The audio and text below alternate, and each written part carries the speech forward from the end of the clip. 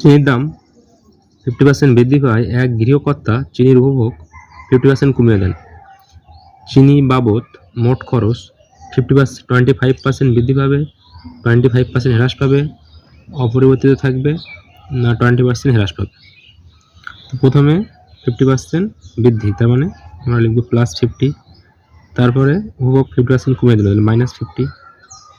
এখানে প্লাস আছে, এখানে মাইনাস আছে, তাহলে প্লাসে মাইনাসে এখানে মাইনাস করব 50 × 50/100 এত পার্সেন্ট মোটের উপরে বাড়বে বা কমবে।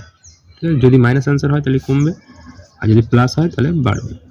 এখানে -50 +50 ক্যান্সেল হয়ে গেল, একটা শূন্য দুটো শূন্য, একটা শূন্য দুটো শূন্য, তাহলে -25। -25% মানে আমাদের 25% হ্রাস পাবে। ঠিক আছে, যদি প্রথমে একটা জিনিসের x% বাড়ে, পরে আবার y% বাড়ে, তাহলে মোটের উপরে কত বাড়বে? সূত্রটা হচ্ছে x + y + xy/100।